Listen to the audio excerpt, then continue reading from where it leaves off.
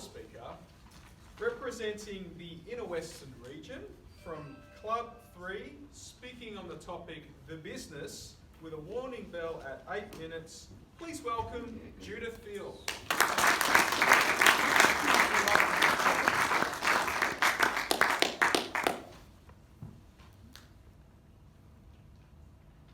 What is the business of life? The business of life, ladies and gentlemen, is to be happy. We all know that. But how do we get to be happy? Well, that's the business of love.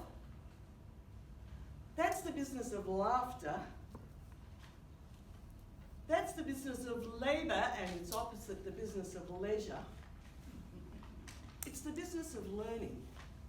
And most of all, happiness is the business of leaving.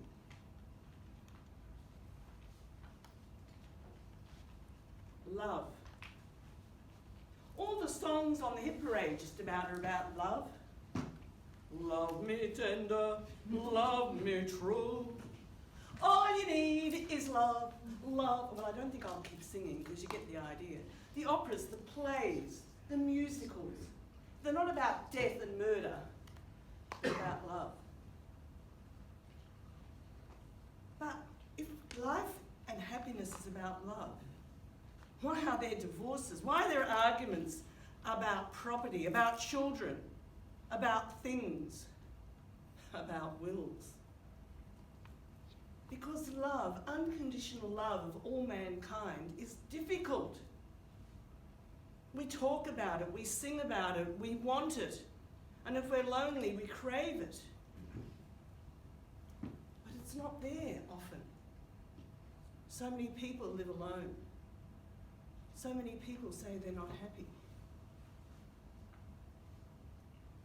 But let me change the mood to say that I think I finally cracked it as a grandma. You see, I'm lucky to have 6 grandchildren. And the oldest is only 10, yes, I'm a certain age. And she came up to me the other day, threw her arms around me, and she said, "Nana, I love you." And I thought, that was just gorgeous. She said, "You're so strict." We know where we are with you, Nana. And you love us. So let's move on to the next business of life and happiness. Laughter. Laughter. Children laugh a lot. They laugh at anything. Today at a party, they were running around with feathers, tickling us and laughing and playing at a party. But it's not always easy to laugh at life. Life's often too serious to take seriously.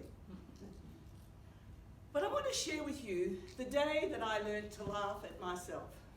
Picture this, grade 5, little Judy Samuel is cleaning the blackboard. Yeah, I'm that old. Yeah, okay, we got that. And Mr. Potter, the grade 5 teacher, says to me, "Hey, Judy, put a bit of elbow grease in it." And I said, "But I don't have any, sir." And he said, "You better go to the office and get some, girl." "Excuse me, ladies, I need some elbow grease." They all laughed at me and they said, "Well, we don't have any either, dear. You better go back to the room." Well, while I was away, Mr. Potter explained to the class what elbow grease was. So when I opened the door and came in and I said, "Sir, the office doesn't have any either," they all burst out laughing at me. Grade 5. Now I remember, because I've got my late dad's memory, that I could have laughed or cried. So I burst into tears. No, I didn't actually. I laughed at myself. And I remember that moment that I could laugh at my stupidity and ignorance, and the class could laugh with me, and I got it.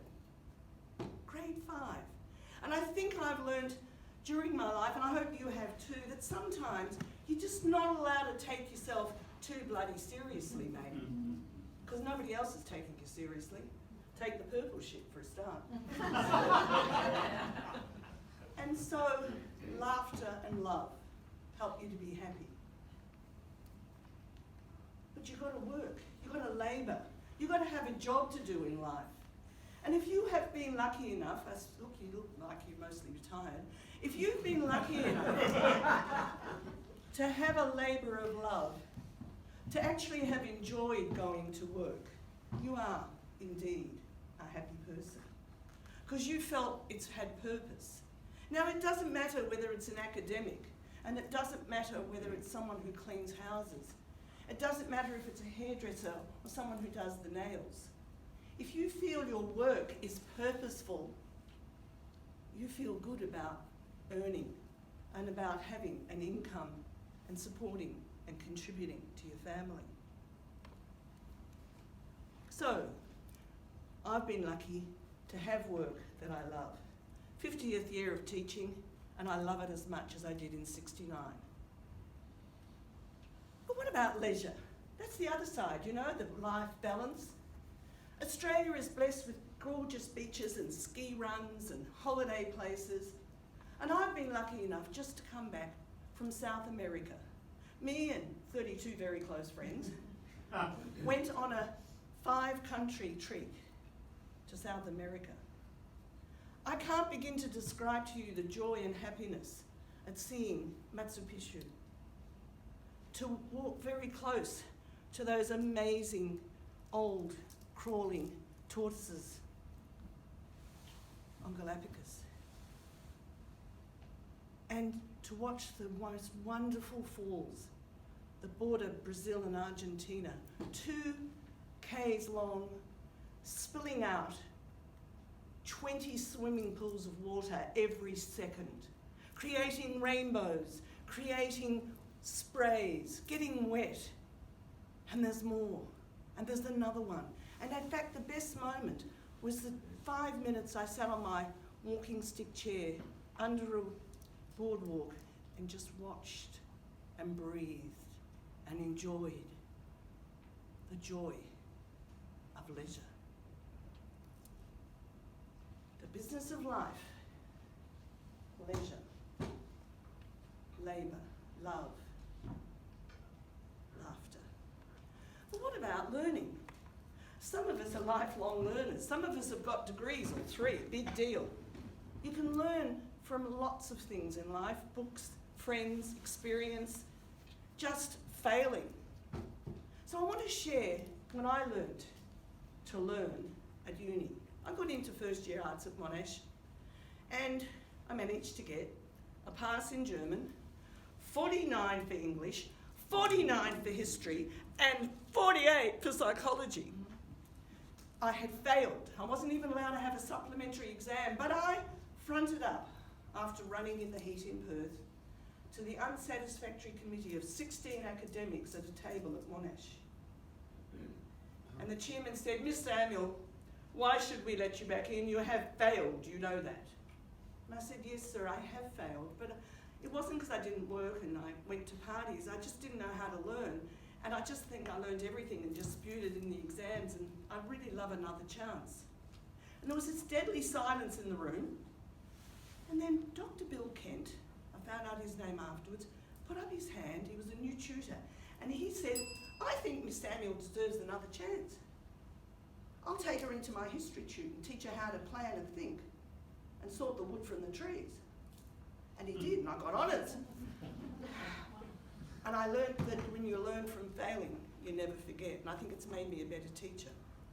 But let's get to the biggest, the most important source of happiness, and that's leaving. Now you're probably thinking, well, maybe leaving life, but let me tell you, leaving a party is just as difficult. My late husband had a solution to people who didn't leave a party. He'd come in his pyjamas and say, "Thank you for coming, last one out, close the door." They left. We lost 10 sets of friends, but it was fun. Leaving a legacy is one of the most important things we can do to be happy. Now, some people can leave a whole scholarship, like the Rhodes Scholarship, because they made heaps of money. Or they can solve diseases, and they can leave lots of legacy. But how can the rest of us, you and me, what sort of legacy can most of us leave? And I think our legacy needs to be our values, what we've stood for, what we know is ethically right, because there isn't much else other than all my purple shit that I'm going to leave to my kids. So, leaving a legacy of love, laughter, labour, leisure and learning is likely to bring you happiness. And in the words of Mahatma Gandhi, the purpose of life is happiness. And the way to be happy is to leave